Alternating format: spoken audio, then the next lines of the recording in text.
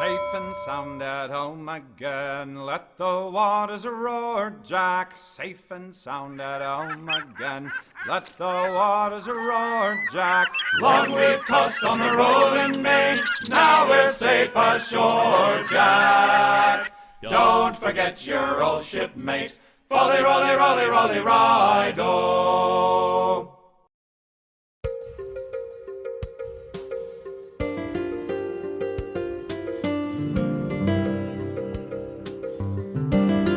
Hello, my name is Karen Golden Oronte at Living Histories down at the Historical Society in Cohasset.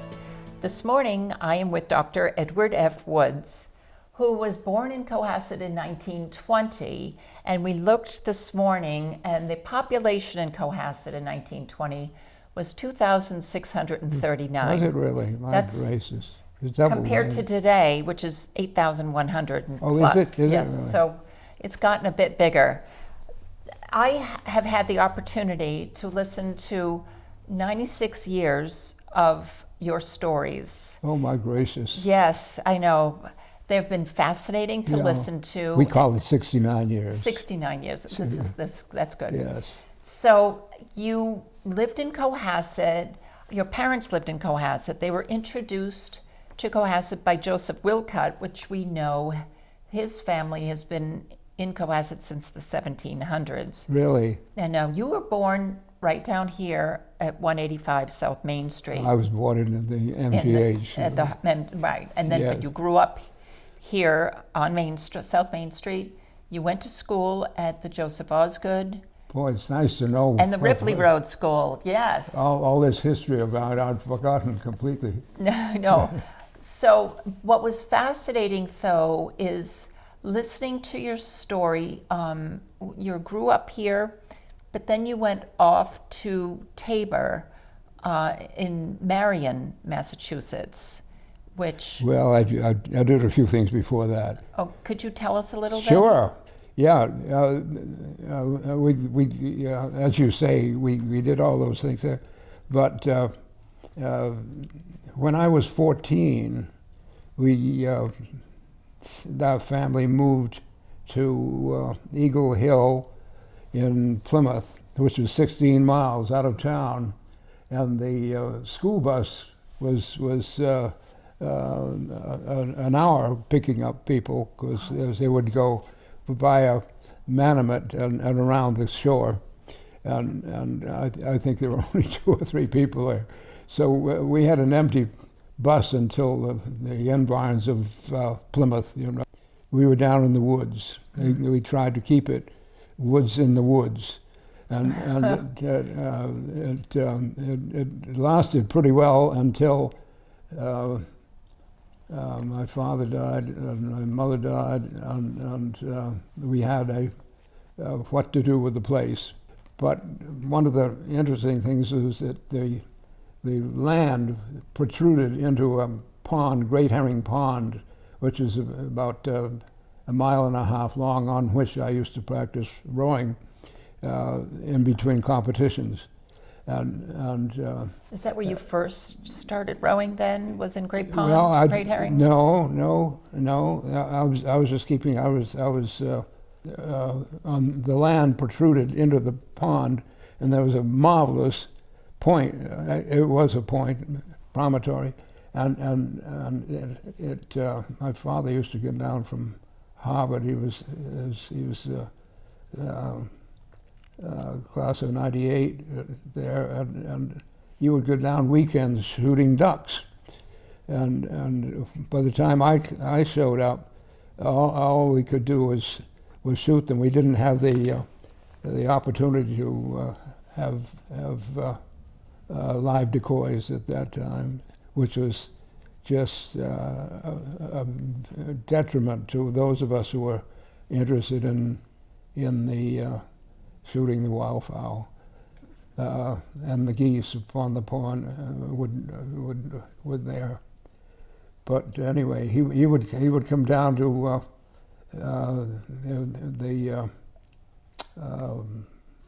the village of Borndale on the opposite side of the Cape Cod Canal, and he'd get the ferry across the river to the inner side, and I don't know how that was arranged, but he did, and then he'd walk up from there up a couple of miles up to the place. So now, may I ask though, when did you start? Can I ask about Tabor Academy? Oh yes. When you went that's from much, Borndale? much later. Yes, yes.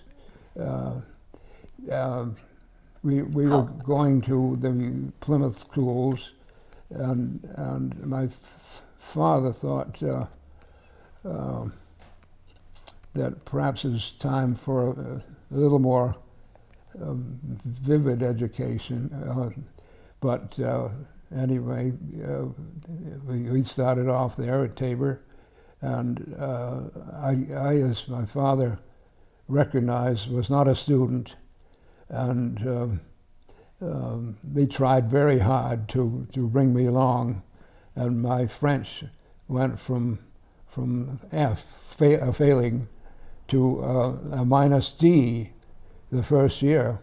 There was real progress, excellent progress for me, I thought. I didn't, French was not my language, and English was not either. I was to learn the English language there too. But you excelled in rowing, though. Settled in well.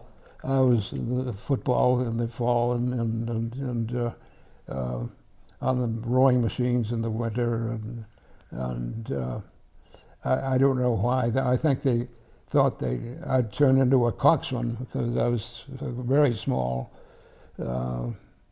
as I am still, but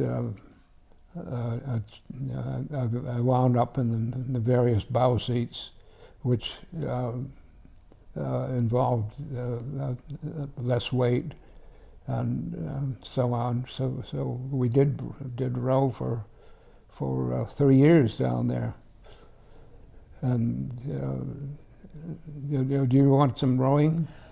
Well, you told me about your 1939 trip. Oh, yes. That was pretty fantastic. That was. We have a photograph that you gave us. Yes, yeah. Of your rowing team. Yeah. We came down on that boat. I mean, we came down from Marion, Massachusetts, and that was the boat. We had a wonderful mathematics teacher who could drive the truck with a boat upon it, and he said, if I can clear on the bow, the stern will work too. So he'd done those several times over the years, so we knew what he was talking about. But this particular trip, you're on your way yes, with the Queen Mary behind you. Behind me, yes. Because you're invited to England. Well, we were very lucky that year. Prior to going, of course, we had somehow surpassed the Yale freshmen, the MIT freshmen, Kent School, and Brown and Nichols, I think, and if I remember, and I guess that was the season. But we happened to be ahead each time for some reason. It was due to the coxswain. Coxswains win or lose races, as you know, and because they can steer, and they can shout, they can advise, They can and be they the can coach keep on the us boat. in the boat. They're the boats. So in 1939, though, you went across the Atlantic. Yes. On the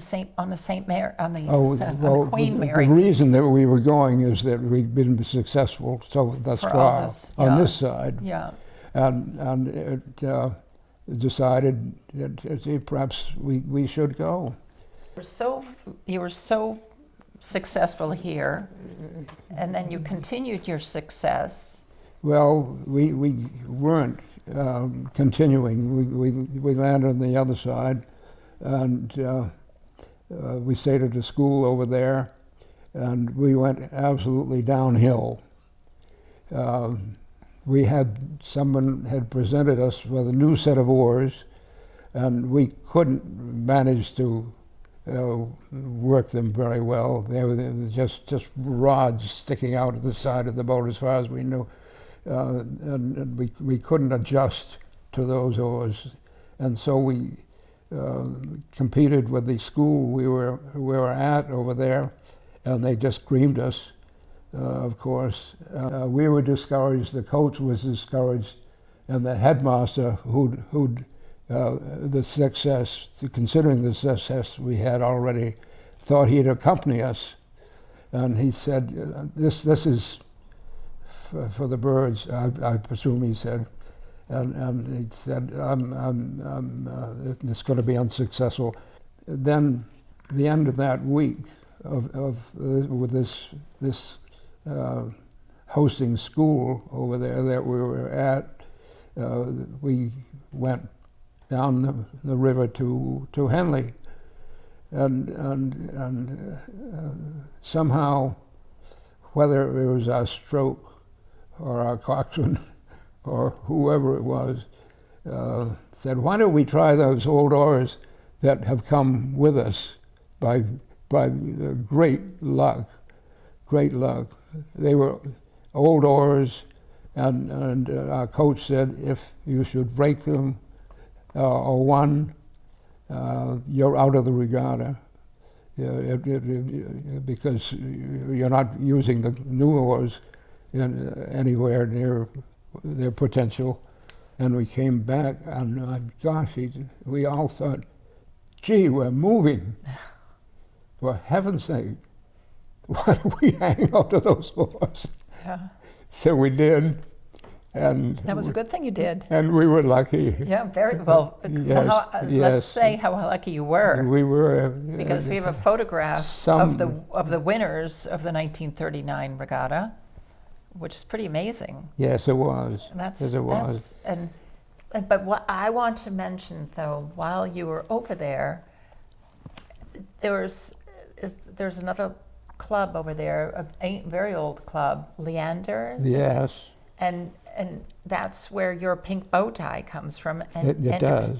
And Yeah. your pink socks. You were awarded that Yeah. as well. Well, we weren't there. That came several years later. Okay. Yeah, competitions or days with one each day, and so they start on a Wednesday and go through to Sunday, I think it was, and on Sunday we had 2 races, and somehow their competition let us draw ahead. There being lovely Englishmen. There was a Norwegian crew that we beat. I think there was a Swiss crew that we may have beat. I can't remember. There was the London Rowing Club that we beat over there. They were just being cordial hosts, you know. You think they let you beat them? Yes. Oh no, I don't think that's how competitive games work so much. Well, but what was fun though is that the Duke of Kent gave you your award, which is pretty fun. Now he was the son. Oftentimes it's royalty or the prime minister or someone. It's an enormous event. Yeah. It's like the head of the Charles here. It's just very, very. In fact, it's not as large as the head of the Charles. So now, when you graduated from Tabor, and then you went off to college, you graduated Tabor in 1939. Yes. And then you went to Bowdoin. Bowdoin, yes. We had never been to Bowdoin. It's unlike today where you want to visit at least 24 colleges. And it's very tough on the parents. So you just applied at Bowdoin. We just when we got off the train, there we were. So your brothers went to Bowdoin as Yes, well. they did. Yes, yes. So now, did you pave the way? Yes. So yeah. There were two. The next brother 2 years later, and the next brother 2 years further. yeah. And So they established. They were absolutely top notch. They were very good students, and particularly were they good athletes. They were runners. The second brother was a 2-miler, and the other fellow was for sprints, and they held up very well against which I didn't. Well, your mother, as you said, was quite the swimmer. So Well, she was. perhaps they got their athletic ability from her. Well, I thought that I would emulate her, so I went out for swimming, which was a complete loss, and I could barely reach the other end of the pool, and it was just in drastic shape. But I finally won 1 point against Dartmouth, and so they gave me a letter after trying for 4 years. Contributing nothing to the rest of the team. So now you graduated Bowdoin in 1943. Yes. And then you went to World War II. Yes, that's right. Well, I graduated with chemistry and biology and a good scientific background, not too much classic. It was during the war. The war was there, and so I lost my roommate to the service, to the Navy, and I continued on by myself in our fraternity and so on, with the war, and I joined the rifle team also, and became its captain.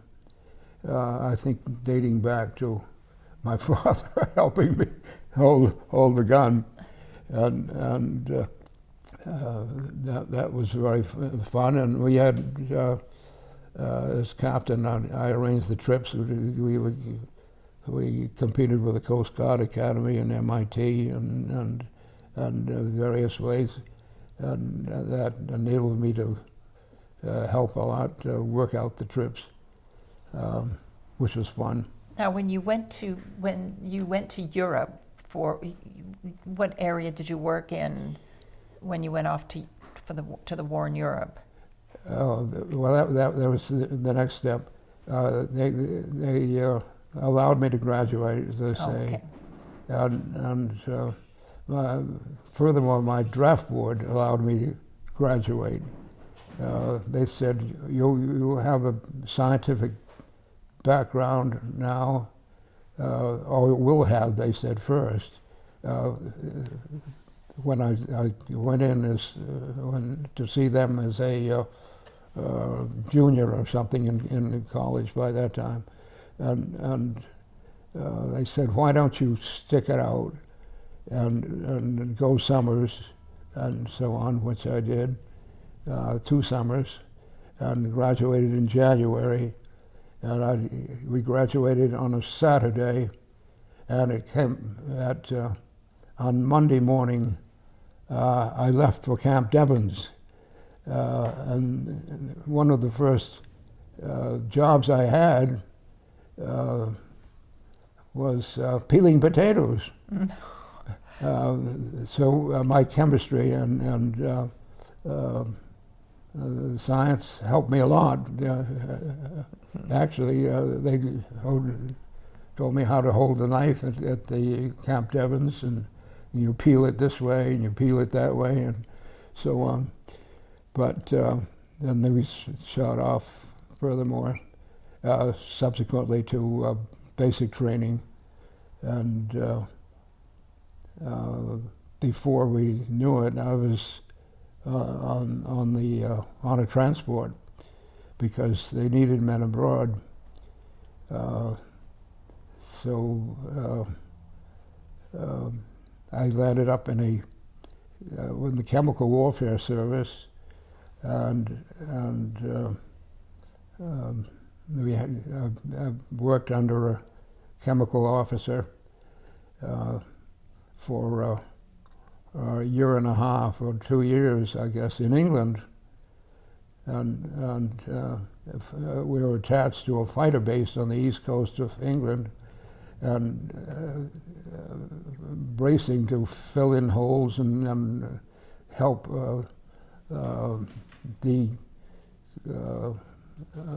chemicalize this base, and after a while it appeared that I was again useless. I mean, you could only dig so many holes, practicing and staying in shape. So they said, "Why don't you go down and help out in the officers' mess for a while, and see what you can do to help out there." And you see these second lieutenants come in, these raw kids, just barely trained, and you'd see them one day, and you wouldn't see them the next day. They wouldn't have made the return trip to England. It was really tough going in that job, watching someone else do their more than their share, and I was doing nothing really. But then we went across Normandy and so on, and we were shipped over to do the same thing, protecting, ostensibly getting ready to protect against chemical attack on that side, on the fighter base, or the two fighter bases, I guess there were, that I was at. But the bombs would come down, and the noise and the racket and so on. So we knew at least we were in the war. But I was very lucky. My parents were very lucky, because our two brothers were, one joined the Army and one joined the Navy, and one was in the Seabees, and one was in the Signal Corps. In India, he was so were all three climbing poles and putting communication assistance around, and the Seabee was building air bases in Okinawa and so on, and very right in the middle of the Japanese. You all three gone at the same time? Yes, and we all came home, which is a blessing. Well, we thought it was a blessing for our parents. They thought even more than we did. Yeah, I bet they did. So now that you're home, I wanted to talk about how you were introduced to the dentistry field. Yeah. So could you tell us? That was, I was 26 then, and I thought I was interested in medicine, as my brother was. But I thought rather than that, I'd go into dentistry. We had a very astute dentist at our time. He would do gold work beautifully, and I learned a little bit on that, how he would perform. So I thought, and he was a friend of my parents. So I thought as much. So I applied for dental school, and fortunately, my parents were down in Miami Beach at that time, and they found themselves in the hands, or they searched around and found themselves a superb dentist who was sort of secretary of the dental association, and he would speak all over the country, and he knew his beans very much, and he was just a very top-notch gentleman all the way. We would send him a small case of cranberries, oftentimes at Christmas, because we got to know him so well, and he said, "I will help you." It would be probably of help if I wrote a letter to the dean of the dental school up here. So we did, which was like saying, "You do this or else." His stature was such, and his so that I was admitted, which was a great boost with the competition, because everybody else was coming out of the service and applying here and being dissuaded or vetoed. No, we're full. We can't take you. You're great, but I should have. Oh, I was working, and I wound up studying for a change, and I got an A in gross anatomy, the first A I ever received. Better late than never, huh? Yeah. So I was quite pleased at that. Yeah. But so now, when did you graduate from dental school? I graduated in 50, Okay. 1950. And then you continued to live in Boston at that time. Yes, yeah. And did you continued to row as well? Yes, I did, on the Charles. And I happened to find a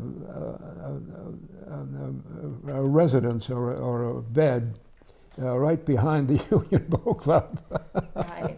And coincidentally. And now the Union Boat Club was founded in 1850, I believe. It's Good for you. I Wow. looked that up. That's Boy, been around for quite a while. Yeah.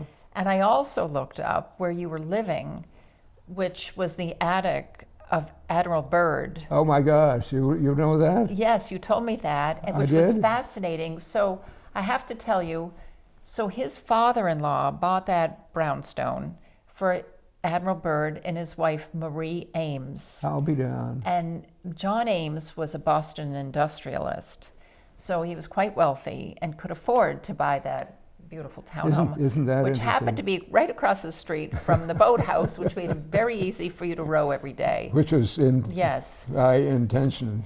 And they lived there. He lived there until 1957, when he died in the house. Really? Did he? Of heart failure. So he's been. I'll be He was darned. there from 1924 to 1957. Isn't that interesting? Yes, I thought that was very interesting. See? Very, Who very knew? interesting, yeah. So now you continued. Well, I just a little sidestep. We were right behind the boat club, but it was 11, I think, or 9, Bremer Street. And at that time, there was no fence along Storrow Drive. Yeah. You just walk out. So I could just hop across, as said. While I was still studying, I was rowing, and so that was fun. And every night we were paddling on keeping in shape, and we'd come home and have dinner together with the gentlemen in the boat club, and. So, how did you find time to find your wife? Or meet your wife, meet your future wife, Well, your future wife. That was. Since you were rowing that was, so often. Oh no, no. And studying and working. No, I was not interested in that at that time. I never had met girls. Didn't appeal to me either. Well, we were bushed on just rowing a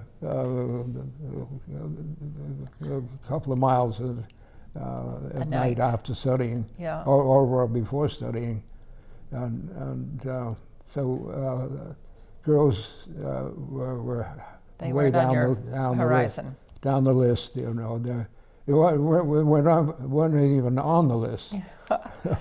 But Admiral Byrd's, I think it must have, a good friend said, why don't you come with me and we'll go out, and you're practicing in Newton now, where I was after I was interning at the Hartford Hospital in oral surgery. And so after a couple of years, I staying on at the Admiral's house, he said, come on out, and we've got an extra bed now in a gentleman's house there where I live, and it'll be nearer your practice where you're practicing. So I left and went out, and it turned out to be the uncle of Lucia, and that was he was a great gentleman, a nice man. He was a good cook, along with my friend Charlie Strickland, 4 or 5 years, I guess, and one night, I received an invitation by a cousin of Lucia's to come to dinner after the Howard-Yale game that time of year, and she said we were at the game and we'd like to have you come and bring your date, and my friend brought his date. He brought Lucia. So Charlie and Lucia and my date and I drove out to Lincoln, Massachusetts, to her uncle's, to her cousin's place out there, and had a perfectly lovely time at the party. And we were seated subsequently at the table there. There was quite a large table from here to the, almost, well, I don't know. I think there were 15 or so there for dinner. And it happened that my date and I were separated. She was at one end of the table, and I was at the table where Lucia was next door. So we had a fun time together. Said, boy, I am going to my sister's tomorrow. And I said, well, I'm going to beyond that down in the Cape see my folks. I haven't seen them for too long, and her sister lived in Hingham. Could I give you a ride? Right on the way. Her sister lived in Hingham. Yes. So you got to drop her off and have a lovely car ride. Exactly that. Good. So and we did, and I said, gee, we had a good time together, and I picked her up coming back, and we continued on. I said, what are you doing next week or something like that, and she was available. So he said, why could I invite you to dinner? And oddly, she said, yes, I'd love to go. And so we went wherever we went to dinner that night, and I said, see, what are you doing next weekend? And she said, well, I don't know what she said, but she she said, I'm available. Or And that was it. That was it. So in, was it 1953? 53. You got married. Well, it was 52, I guess. 52, you got married, right? Yes. There's a lovely picture of Boy, Lucia that with is you. a good. Oh, she's Yep. a gorgeous girl. Yes, yes. Yeah. So, and now you actually, the day after you got married, you came to Cohasset. Fall of 52. Yeah. And eventually, her mother had a lovely party for us when we became serious. Say, I don't know, perhaps the springtime, and I think in the fall we purchased this property, and then in December 12th we were married, and spent the night in our new abode in Cohasset here, 231 Jerusalem. Now, did you move here planning to open up a new, Yes. to yeah. open your dentistry here, your Yeah. practice here? Yes, yeah. Did you do any research beforehand, or did you decide you wanted to come Well, back to Cohasset? where should we live? And well, we thought Duxbury would be a choice spot. A very attractive town, which we both knew, and I was very interested in oral surgery, continuing my internship, and though it wasn't a full-time surgery, the usual is 3 or 4 years, and I had but one, but that was enough to do what I wanted to do. Furthermore, time was getting on. So now Lucia helped you with your practice Yes. to get it going. Oh, she was marvelous. She was just wonderful. And for 6 months or so, we didn't have a patient, of course. Well, perhaps we had one. But anyway, the house needed an enormous amount of work. And I can picture her now outside our kitchen holding, of all things, a paintbrush. Mm-hmm. And then the phone would ring and she would say, Dr. Woods' office. And she'd be making appointments with the other, right? With the other. So we both got the house painted, and we signed up a would-be patient at the same time. So that was interesting, and she was not only helpful there, but when we moved down, when we had enough work accomplished on the house for the time being, we moved. We could go down to the office. We purchased the office on Ripley Road. Oh, this was 69 Jerusalem. 69. Ripley Road that you moved 69 Ripley Road. Yeah, that's where your office was. Yeah, right diagonally across from the post office. Then felt it was time for her to put on her uniform.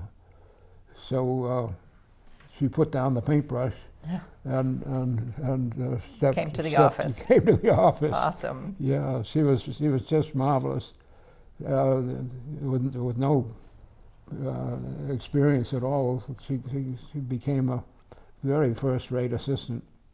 Oh, great. And that went on for, I don't know, 2 or 3 years, I think, before we we had enough Your patients patience to. So which point did you become involved? Cohasset was considering fluoride. Yes. Just yes, they about were. that. Yes, that was a time. very important point.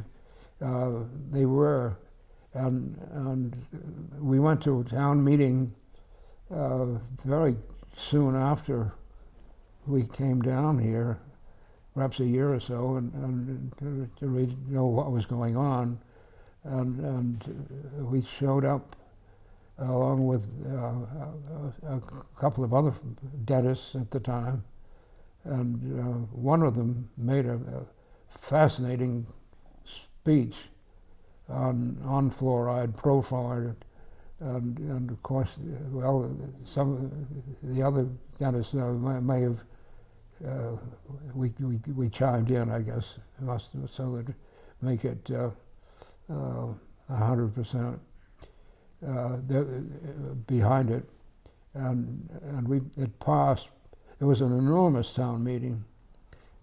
Everyone was there, and it passed by, I think, 20 votes. It was extremely close, but we did achieve it, so we were just delighted. Yes. So I thought, well, I've got 2 more years of dental school, but instead of just rowing by myself, I think I should try to resurrect rowing itself, and so I tried with the schools. There was a very fine man at Harvard and Tech, MIT, and I approached them in Northeastern, and I approached them to see who were the ex-oarsmen there, because I was trying to build up membership in the boat club, and it was tough going, and so we finally, I say perhaps by the time I graduated, had got a couple of boatloads, 8s together. The Mass General was a good source for me to search out any rowing crowd there, and because it was so convenient. So we did get some men there, and we worked up. And then there was such a thing as the American Henley, which is prior to the war. It was how you would qualify in that it would rotate between Philadelphia and Boston, pretty much. And we hadn't had any either place for a while, or during the war, and I thought, geez, see if we can get an American Henley going. So I was working on that and working on the our own enlistment. In fact, somebody came into our office in Auburndale, Newton now, at the time, and said, "See, I'm looking for a dentist office here," and it was somebody else's practice that I had taken over while he was in the Korean War, and as well, but by that time. And I said, my secretary at that time, a lovely girl, said, "No, this is a rowing office. We don't." She said, "No, actually, we do." That you did do that. Yeah. So, but she first said, "Oh, a rowing office in here? Oh, yes, we do. Dentistry too, on the side." On the side, yes. Yeah. Rowing first, always. Yeah, that's right. So one of the other schools that you are involved or you have an affiliation with, I believe, is the school in Hingham. That's later on. That's a lot later on, but this is another rowing school, at least nearby here. Yeah. In Hingham, it's the Lincoln Rowing Yes, School. there is now, and that's where this comes from. And these are Union Boat Club men here. oh, they are. And this one is ex-Olympic. This tall fellow, Charlie Gill. And they designated they. For some reason, Yes. they wanted to do that, and I said, no. My daughter, Susan, right here, said, "No, you must just, well, I'm not, I have nothing to do with Hingham." Well, So I think it should belong to Oh, I guess he's in another picture. Oh, Doug. Doug, yes, yeah, Doug. Right. I had a picture of Doug. Oh, good. So, Good. but this boat was christened by Susan Yes. at your daughter. Yes, a lovely picture of her christening. Yes, it. I saw you Yes. showed me that. So, after all these years, you're still extremely involved with rowing at this point. Well, not so much. Yeah. I did have an opportunity to think when Susan married a real live coxswain from Northeastern. You shoe in then, right? Yes, I said, gee, we're well on the way to another Henley trip, it seemed to me. So this is 80 jumped way up there to 86, 1986. Tell me who this is the photograph of your. This is the trophy we were shooting for. They have several trophies. I'd almost say many now, but this was the at that time the second most important. They were open for colleges and clubs and that sort of thing. So we were fortunate. And this is the man that now, well, he's retired now, but he's just retired from running the regatta. Oh. Well, he was second in charge of running the Charles River. The English. He's an Englishman. Oh, He's an Englishman, and he dug out that out of the on a subsequent, as I say there, with a tie. Now, I'm going to toot horns here for you. Not only do you row boats, but you also are a bagpipe player. Well, only for 30 years. Yeah. I wished I asked you to bring some. We could have had a little tune. But unfortunately, I got this problem with my. I can't straighten out my. So I can't blow. It's like a. What's the instrument? A cornet? Is it a cornet? One of the wood instruments. You need the fingering on a fife and so on. Yeah. And. Yeah. So I managed to sell, which we'd gone through. My wife and I were in England in the 50s, 60s. And at that time, bands were coming over from England every 2 or 3 years, attached to something or another, and they were playing at the Boston Garden. And I thought, gee, this is really interesting. It's lovely music they're playing. So I thought I'd take it up. And many of the time we were going to our camp in with the kids to Maine in the summer, and I'd be trying to practice in the back seat to the enjoyment. Questionable. I bet they were thrilled. Yeah, they couldn't. So none of them have picked up the bagpipes. Yeah, they weren't emulating it. Yeah. And I also have to show this. I think this is pretty fascinating. So this was in June of 2010. 6 years ago, at 90 years old, you're playing tennis. Oh, yes. Well, at 95, I was playing tennis. You were at 95 still playing tennis. Yeah. But Ned Tebbets and Ben Lacey. I'm so unsteady now in my feet. Yeah, but that's pretty amazing. That's pretty awesome. Well, thank you for the thought. Awesome. I've been playing with these fellows and a few others for the whole foursome has been together almost 40 years at one time. So that these are not chickens. Yes. They're Ned themselves. is in his 90s as well. Yeah. So I think that's just fascinating. Well, that's a lot to look up to. Well, it's interesting. Well, it's a great game too. Yes. As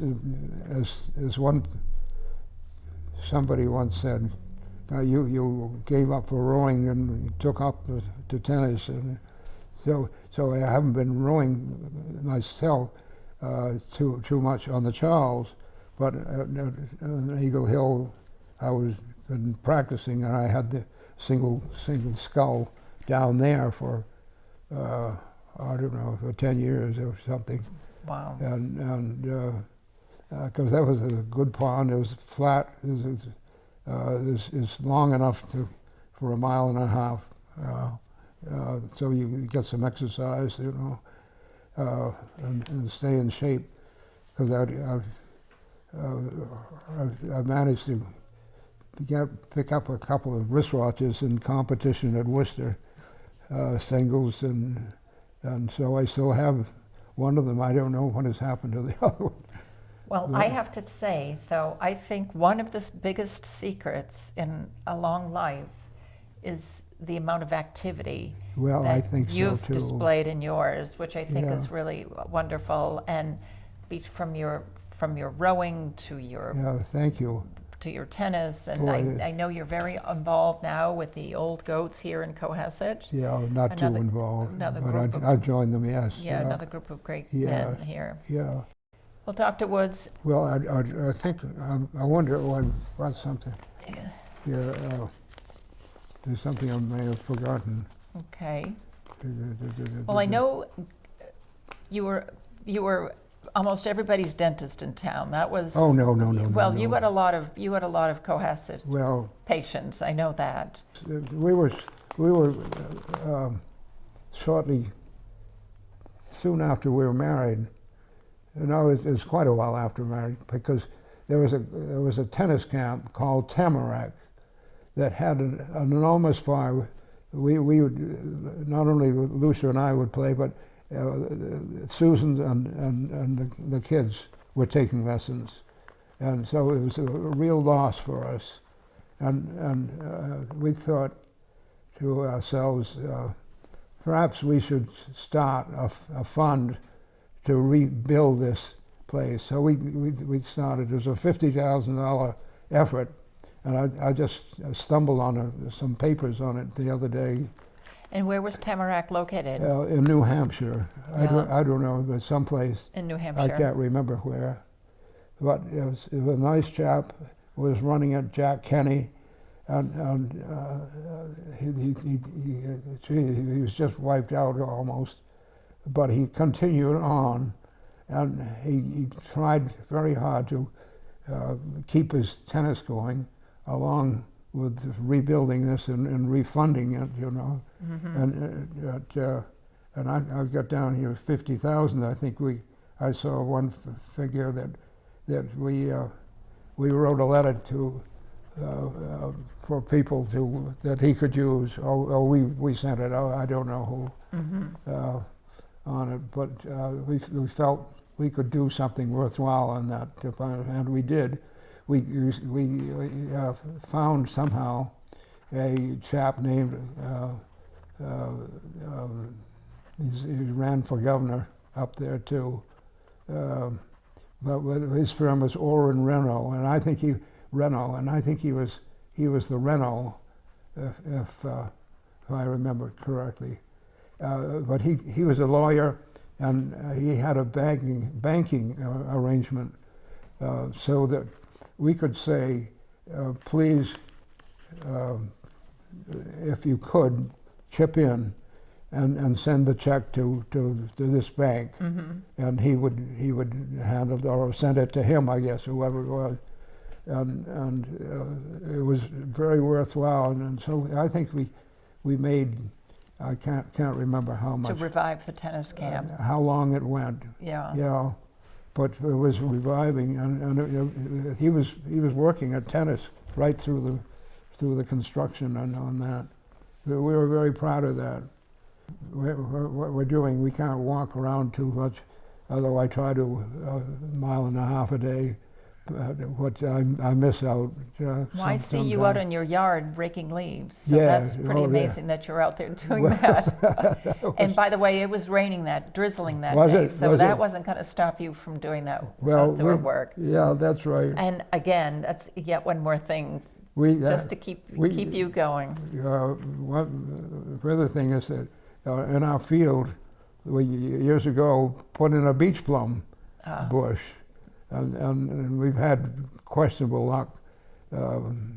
Some very good years, not recently though, but that involves a story. But anyway, we did have a few plums this year, and so I was making it myself.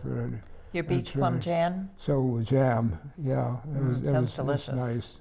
It's very nice, a delicious jam. Yeah. So we're spending our time on that as well as pruning and so on. Well, I have to tell you, it has been a treat since the day I met you, listening to all of your stories. Well, you're very kind. And your children and your wife. It's been really a pleasure, and I have to thank you for coming down to the Historical Society. Thank you, Karen. And talking with us. Well, we have 4 great children. You do, yes, and grandchildren. One of them, right? And Susan's pretty awesome too. Yes. Yeah. Well, again, thank you so much. You're very welcome. Thank you again. Thank you very much. Thank you very much for watching John, Living Histories. thank you for putting up with all the collaboration. It's just boring for you, I'm